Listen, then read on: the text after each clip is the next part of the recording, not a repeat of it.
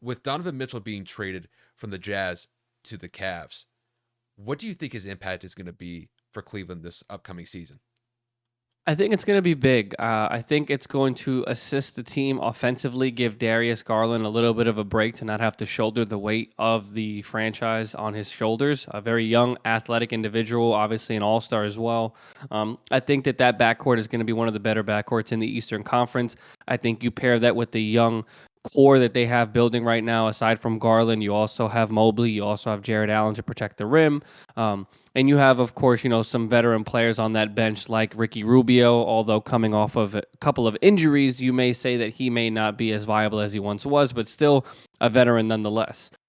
As an overall whole, I would say that Cleveland, like Kyle said, will probably be around the 4 or 5 seed, depending on how the top few seeds in the East do with the Celtics, the Heat, and then, of course, obviously the Buccaneers and the 76ers. Not the Buccaneers, excuse me, the Milwaukee Bucks. Sorry, football season's on my mind. It just doesn't seem to go away. Uh, I don't necessarily know how good it's going to be chemistry wise. Now, I was talking to Kyle about this just a few minutes ago, and obviously earlier in today. Darius Garland is a true point guard, someone that needs to have the ball in their hands at all times, someone that likes to facilitate, but at the same time can take over a game on the offensive side of the ball. Donovan Mitchell, since he's been in the league, has always been the give me the ball, I'll bring it up. Give me the ball, I'll make a shot. Give me the ball, I'll throw it up kind of player since he's literally been drafted. They've never necessarily had a true point guard out in Utah. I mean, Mike Conley was traded, but he was also hurt, inconsistently in and out of the lineup, and at the same time, very passive. Donovan always had the ball for the majority of the time. Darius is very young. Darius just got a massive contract himself. I'm hoping that the addition of Donovan Mitchell does not regress his immediate development. I hope that Donovan doesn't take shots away from Garland. I hope that he doesn't take opportunities to feed other players because we all know that Donovan tends to get into those mindsets of, I got to get us back in this game. And we saw it in the playoffs against the Mavericks this past season as just one sample size of an example. Sometimes he shot them out of quarters. Did he bring them back in others? Absolutely. But basketball is a game of runs, and sometimes you putting up the amount of shots that you did in the manner in which you didn't always bode well for Utah. Now, you can make the argument that he didn't really have offensive help like a Darius Garland in his corner, but once again, when you're sitting there, two young guards fighting for the spotlight, two young guards fighting for the identity of the team, it could pose a threat. And I'm not saying that Darius is going to, be resistant, and I'm not saying that Donovan is going to be selfish. It's just a matter of will they be able to make a decision of who will take that shot at the end of the game and who will be able to facilitate at a consistent basis. So again, it's going to be good overall because Donovan Mitchell is an all-pro caliber player. He is a multiple-time All-Star, young in his career. I do believe that Donovan is going to provide them with some sort of a spark to carry them at least into the minimum second round of the Eastern Conference playoffs.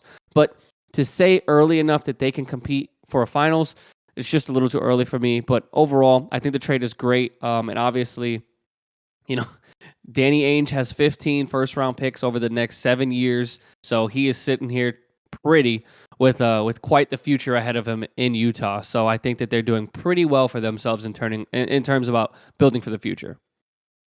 I think overall, when I look at Cleveland specifically, I think this probably catapults them into probably a top four, top five seeding in the upcoming season for them.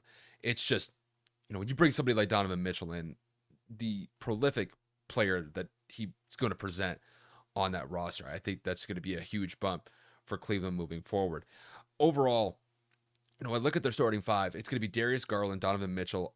I would assume Isaiah Okoro. He's probably going to be the shooting forward for them. Then Evan Mobley, and then Jared Allen at the five. I mean, overall, that's a pretty young roster to work with, and I think it's going to bode well for them this upcoming season. I think the point that you mentioned about how Donovan and Darius are going to split, uh, really how someone's going to bring the ball up, I think that's probably an interesting point to make, just because, well, in Utah, I mean, Donovan was, the main guy to go to as far as bringing the ball up. And I think you tie that in with what Darius did over the last year. I mean, you look at last year specifically, I thought Darius had a solid year from beginning to end. And at a relatively young age, I think that was something that Cleveland really looked forward to, just because they gave him that massive contract extension just a couple months back. And I think, looking at the 1-2 punch here of Darius Garland and Donovan Mitchell, I think it's going to be solid for Cleveland moving forward. I'm with you on the whole. Let's not like put Cleveland like going straight to the finals yet. When I look at the Eastern Conference, I still think Boston's a better team. I still think that the 76ers are a competitive team. I think the Milwaukee Bucks are a better team. And I still think that the Miami Heat are still a solid team. So obviously, I know there's a lot of hype around Cleveland right now just because of bringing someone like Donovan into the fold, but it doesn't necessarily catapult them to the top. Um, Donovan's in his prime. He's definitely going to bring a huge spark to Cleveland. I'm not going to begrudge that point, but I think we need to pump the brakes about them going all the way to the Eastern Conference Finals and maybe even potentially a Finals appearance. I don't think that's going to happen initially, but I think as time goes on and maybe Donovan just gets better chemistry with the players on the roster for Cleveland, I think maybe a couple years down the road, maybe we can amend that prediction. But as of right now, I just can't jump to that conclusion yet.